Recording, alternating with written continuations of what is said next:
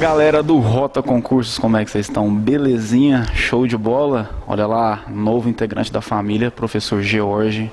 Vou estar à frente dessa disciplina, raciocínio lógico matemático, que para alguns, vem a ser aí uma dorzinha de cabeça, vem a ser uma dorzinha de cabeça um pouco a mais aí na hora do seu concurso público, mas só que a gente está aqui para desvendar, para resolver todos os seus problemas, beleza? Todos os seus problemas, a gente está aqui junto nessa missão.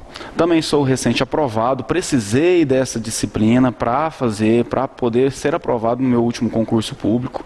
E eu vou estar à frente dessa disciplina aqui que vai ser show de bola, vamos trabalhar ela assim com bastante tranquilidade. Tá? Olha lá.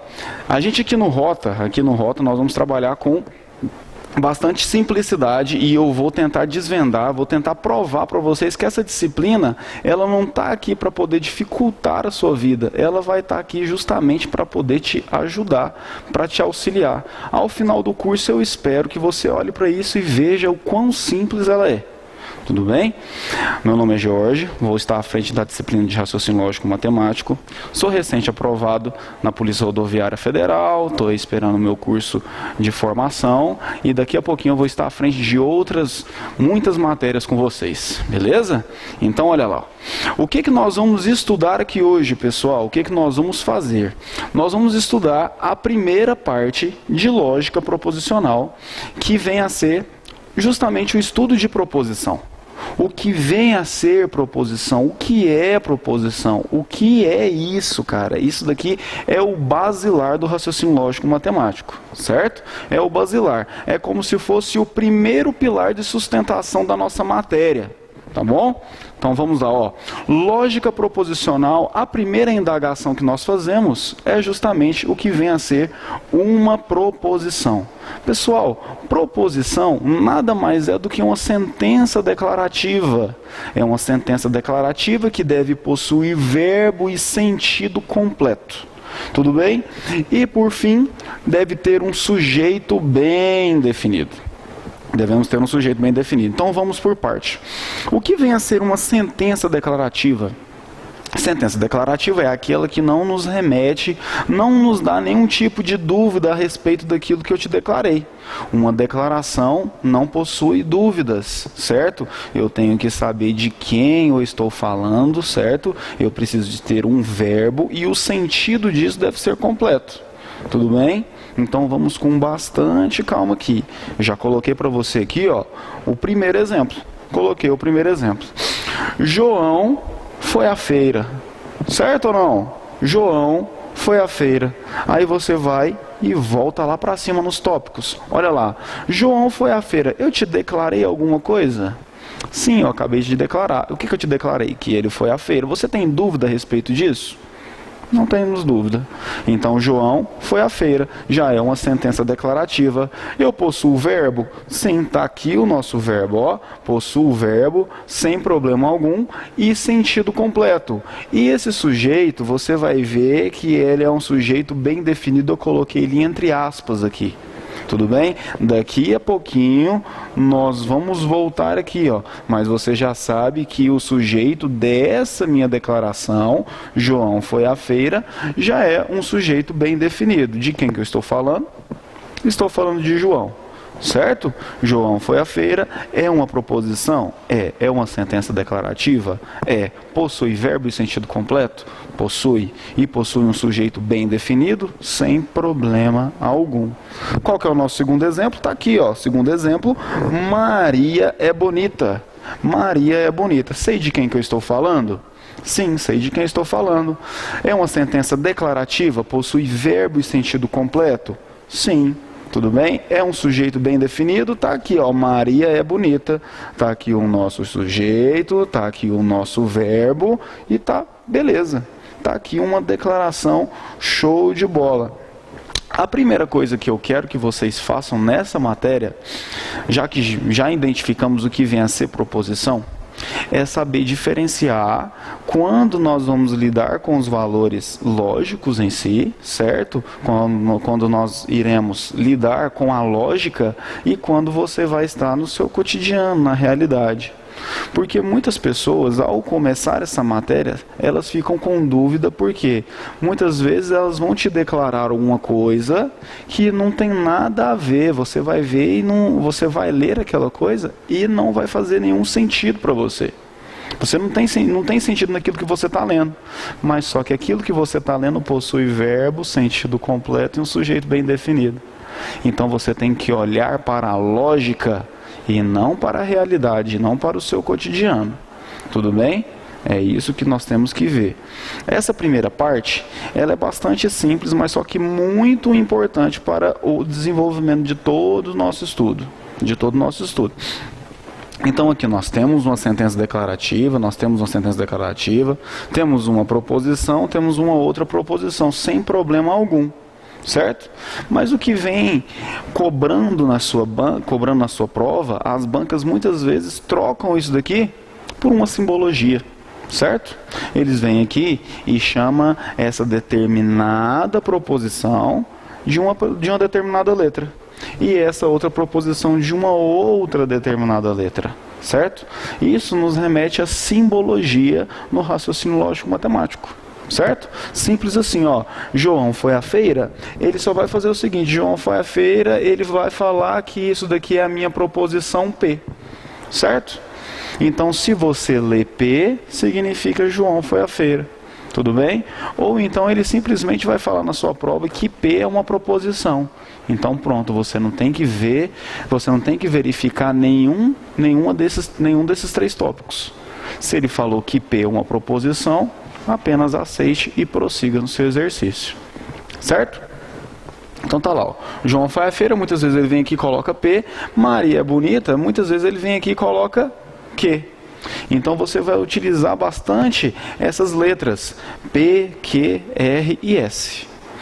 Posso usar A, B, C, D? Pode, sem problema algum. Mas o que de fato aparece nas provas são essas 4 letrinhas. Show de bola? Sem problema algum. Vamos continuar. A primeira observação, não são proposições, não serão consideradas proposições. Olha aqui, você pode perceber que na última eu coloquei um asterisco. E nós já vamos chegar aqui. Não são consideradas proposições de modo algum, de maneira alguma, exclamações, interrogações e sentenças que nos remetem a uma determinada ordem, certo? Verbos no imperativo. Então, olha lá, se por acaso viesse escrito assim, ó, João foi à feira, pum, uma exclamação aqui na frente. Exclamação não é uma declaração. João foi à feira e coloca uma interrogação aqui na frente. E aí, uma interrogação, uma pergunta não te declara nada. Do mesmo jeito que uma ordem não te declara nada. Uma ordem não declara, uma ordem dá ordem. Tudo bem? Uma interrogação não declara, uma interrogação pergunta. Tudo bem? É nesse sentido que nós vamos prosseguindo no estudo. Com bastante calma, vai fazendo seu material, vai fazendo seu caderno, vai anotando aqueles tópicos mais importantes. E vamos continuar aqui, ó. Olha lá. Exclamações não serão proposições, interrogações também não, ordem também não. Agora um pouquinho a mais de cuidado nessas sentenças abertas aqui, ó. Sentenças abertas. O que vem a ser uma sentença aberta? Sentença aberta é justamente esse exemplo 2 que eu coloquei para você, para o seu caderno ficar bastante didático. Então olha lá.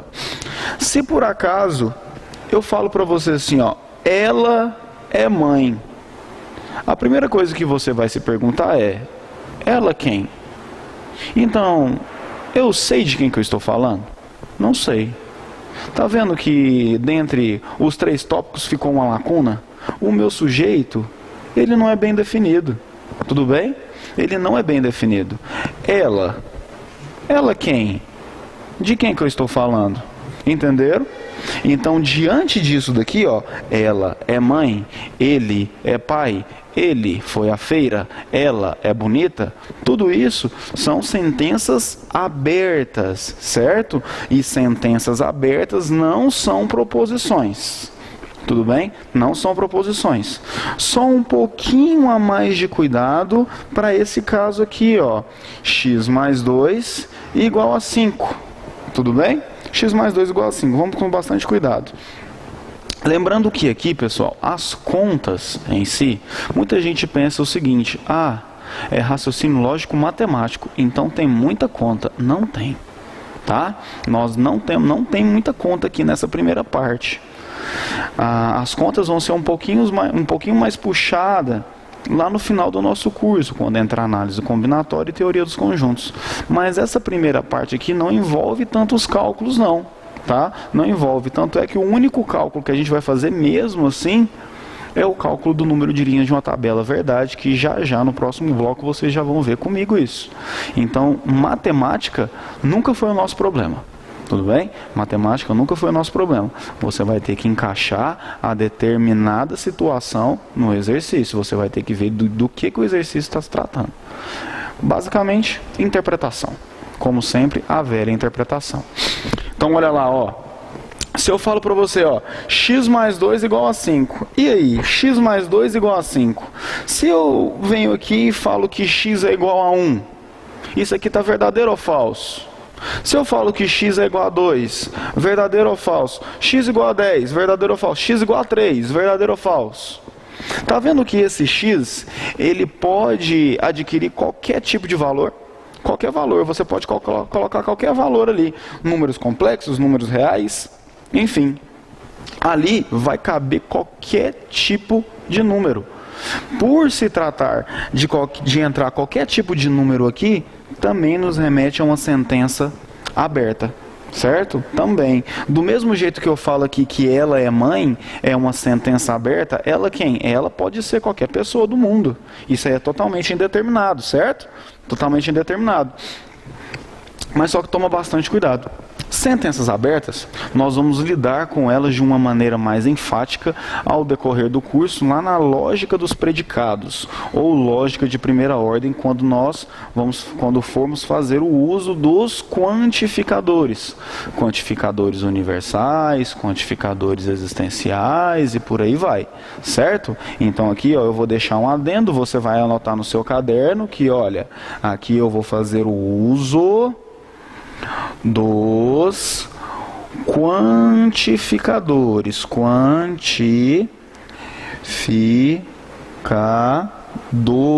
certo?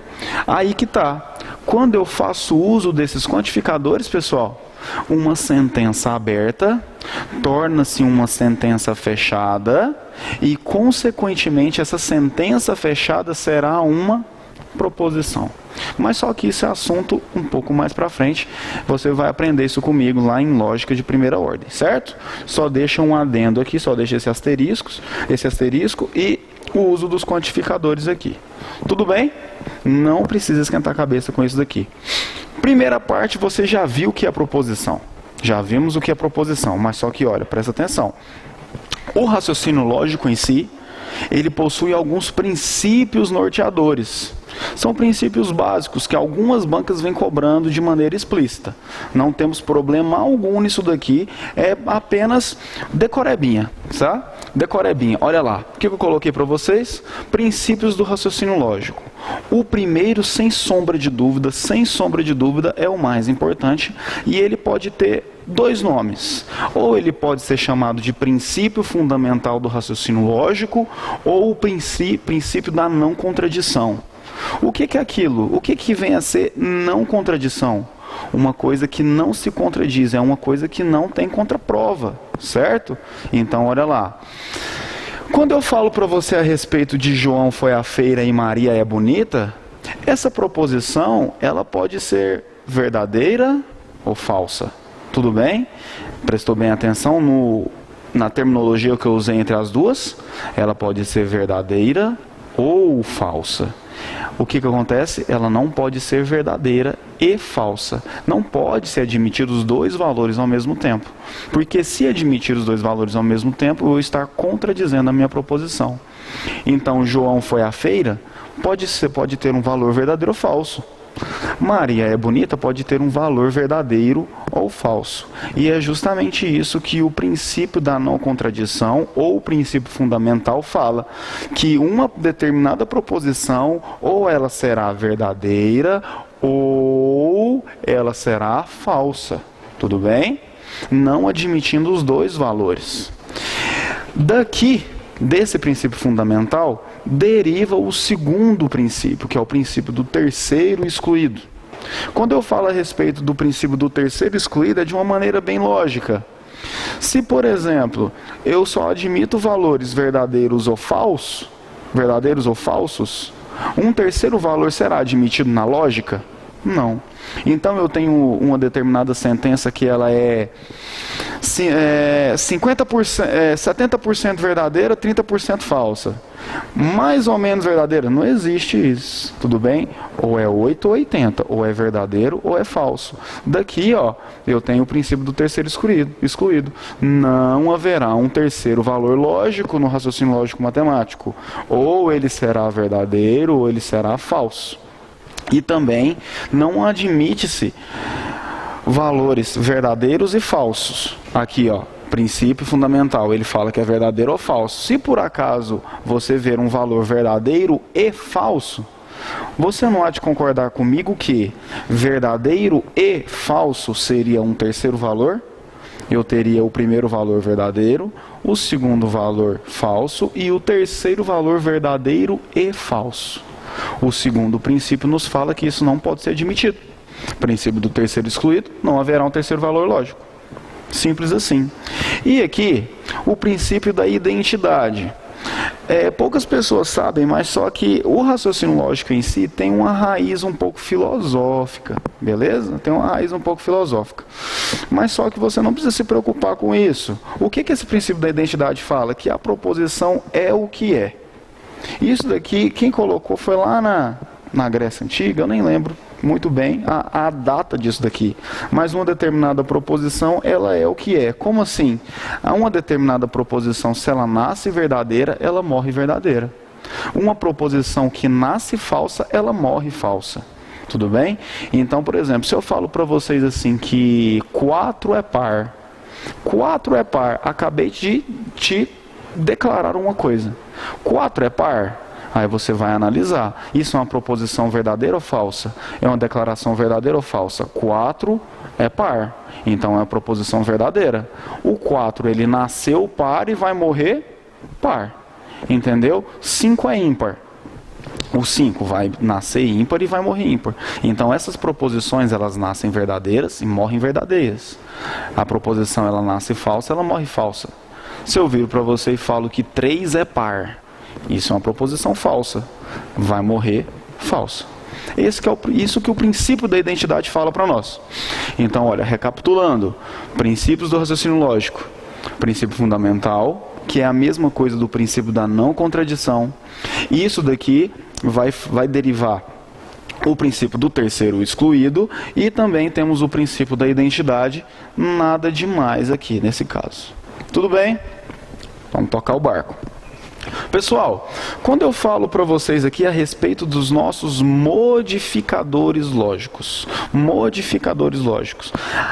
uma coisa que modifica é uma coisa que muda, certo? Se eu modifico alguma coisa, aqui essa coisa foi mudada, modifiquei isso.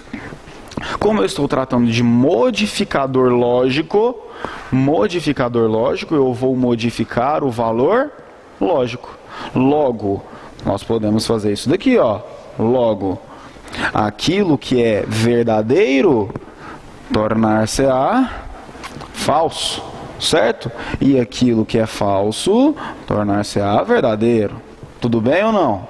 Tranquilo? Aquilo que era verdadeiro ficou falso, aquilo que é falso ficou verdadeiro. Sem problema algum. Mas só que, professor, como que eu vou fazer isso? Com o uso da negação. Modificador lógico nada mais é do que uma negação lógica. Aí no seu concurso ela pode aparecer de duas maneiras. Por exemplo, a banca CESP em si, ela usa bastante essa cantoneirinha aqui, ó. Usa bastante essa cantoneira. Mas só que a banca IADES, ela usa bastante o tio. É a mesma coisa? É a mesma coisa. Se eu nego uma determinada proposição usando o tio ou a cantoneira, eu estou modificando seu valor lógico da mesma maneira. Não tem problema algum, você pode usar um ou outro. Então vamos por exemplo, olha aqui, presta atenção, o que eu falei para você aqui, ó? Eu falei que essa determinada proposição P, eu acabei de declarar para você, P é 3, é ímpar, certo? Para e pensa, 3, de fato é ímpar? Sim, 3 é ímpar, então eu tenho aqui uma proposição verdadeira, certo ou não? Agora, o que vai acontecer? Eu quero negar isso. Quando eu nego essa proposição, o que eu faço com o valor lógico dela? Eu troco o valor lógico dela e um não será inserido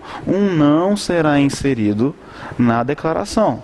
Então, presta atenção, com bastante calma, olha lá. Não P, tá vendo que o não ele está aqui do lado de fora? Tudo bem? O não está aqui do lado de fora. Não P, 3 é ímpar. Antes eu tinha 3 é ímpar. Com o não P, eu vou ter o quê? Que 3 não é ímpar. Essa negação, ela antecede o verbo. Tudo bem? Ela antecede o verbo. Se eu falo para você que 3 é ímpar, é uma verdade, é verdadeiro, então 3 não é ímpar, vem a ser o quê? Falso, tudo bem? Então aqui, eu acabei de negar aquilo que eu havia falado. Do mesmo jeito, olha aqui, só para vocês verem que é a mesma coisa. Eu posso usar o tio e posso usar a cantoneira, certo? Posso usar os dois. P, não P, certo? Eu leio desse jeito. Não P, 3 é ímpar. Então só falta colocar aqui, o 3 não é ímpar. E pessoal, lembrando que uma negação, isso é bastante interessante você frisar. Pode colocar no seu caderno aí como uma observação. Uma negação pode ser feita através dos seus antônimos. Beleza? Se eu falo para você, por exemplo, que 3 é ímpar, é verdadeiro, e eu quero negar isso, 3 não é ímpar. Mas só que eu posso negar isso através dos antônimos. Se eu pego o não e junto com o ímpar, vira o quê? 3 é par.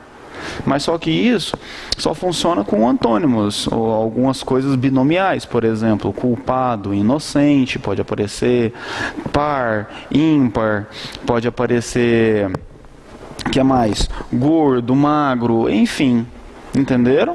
Então, olha, 3 é ímpar, a negação é 3 não é ímpar, mas só que eu posso negar 3 é par, eu posso negar do mesmo jeito. Tudo bem? A negação com antônimos é admitida sem problema algum. Sem problema algum. Para fechar a nossa aula aqui, pessoal, eu venho falar para vocês a respeito da lei da dupla negação, que é uma coisa bem simples. Se eu nego uma coisa que está negada, volta a ser a coisa. Entendeu? Anota no caderno. Se eu nego uma coisa que está negada, volta a ser a coisa. Olha lá, olha lá. O P, vamos aqui, de dentro para fora, vamos fazer comigo? Olha aqui, de dentro para fora. O P, só o P. O P antes, o P era verdadeiro, certo? O P era verdadeiro. Então, olha aqui, o P era verdadeiro. Aí o que eu fiz? Eu neguei o P. A partir do momento que eu nego, eu modifico o seu valor lógico e o que é verdadeiro fica falso. Certo ou não? Então, dentro daquele parênteses ali está falso. Mas só que fora do parênteses eu estou negando de novo. Tudo bem? Então, se eu nego aquilo que estava negado, o que estava negado é falso. Sem problema algum. Vou negar o falso. Se eu nego o falso, fica o quê? Verdadeiro. Então, decora desse jeito. Quando eu nego uma coisa que já está negada, volta a ser a coisa. O P, antes ele era verdadeiro, e no final ele continuou o quê? Verdadeiro. Tudo bem? Pessoal, mais uma vez, não se assuste com essa matéria. Essa primeira aula foi uma parte bastante basilar para o nosso conhecimento, para o nosso conteúdo ao decorrer do curso. eu vou precisar de todo esse conhecimento para chegar ao final lá de lógica, lógica de primeira ordem, lógica dos predicados. Vou precisar bastante disso. Então tenha o seu caderno, faça o seu material e perca o medo dessa matéria. Essa matéria é uma matéria que veio para auxiliar na sua aprovação, ela não está aqui para te reprovar não. Ao final você vai ver o tanto que ela é tranquila. Meu muito obrigado e até a próxima aula.